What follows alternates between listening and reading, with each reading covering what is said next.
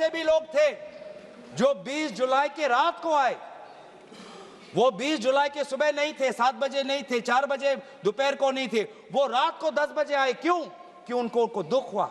उन्होंने रील में देखा कि किस प्रकार से पुलिस वालों ने बच्चों पर हाथ उठाया और उन्होंने बोला कि चलो मैं भी एक लाठी खाने जाऊंगा। ये है हमारा युवा शक्ति। मैं इस सदन से भारत के युवा समाज को मैं नमन करता हूं, आभार प्रकट करता हूं, शुभकामनाएं मैं देता हूं, धन्यवाद देना चाहता हूं कि आपने हमें दोबारा याद दिलाया कि लोकतंत्र का मतलब क्या है।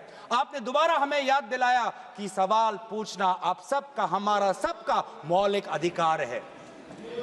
हमने वो भी देखा उस मध्य प्रदेश से आए हुए आदमी को जिसके सर पर खून निकल रहा था। क्यों? क्योंकि कांटों से भरा हुआ एक डंडा उसके सर पर पड़ा और उसने तब भी वो पीछे नहीं हटा।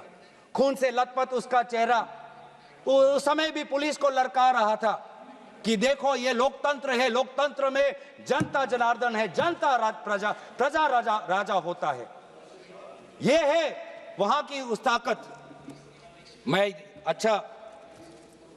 बहुत लोग कहते हैं कि बहुत से गलत शब्द भी उस सभा में, जंतर मंतर में किए गए। मैं उन गलत शब्दों का जो मर्यादा से बहुत दूर है, अमर्यादित है, उन शब्दों का समर्थन नहीं करता, लेकिन उन शब्दों के बारे में भी याद करना चाहिए जो बाकी बच्चों ने हमें याद दिलाया। किसी एक बच्चे ने याद दिलाया वसीम बरेली की कविता, जिसमें लिखा है, जो उसूलों पर आंच आए तो टकराना जरूरी है, जिंदा हो तो जिंदा नजर आना जरूरी है।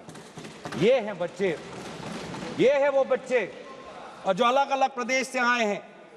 मैं धन्यवाद देना चाहता हूं कि इन्होंने अपनी इंसानियत दिखाई। हर वो बेटी जो वहां जाती थी वो कहती थी कि ये जंतर मंतर ये ऐसा एक जगह बन गया है जहां पर मैं अपने आप को सुरक्षित महसूस करती हूं।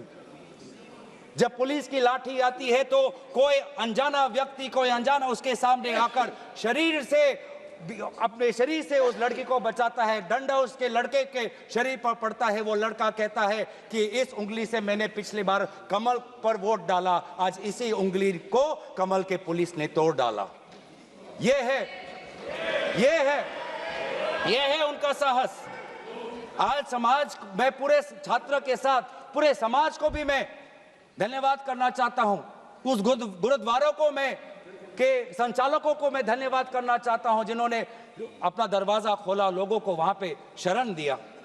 ये है हमारी देश की खूबसूरती।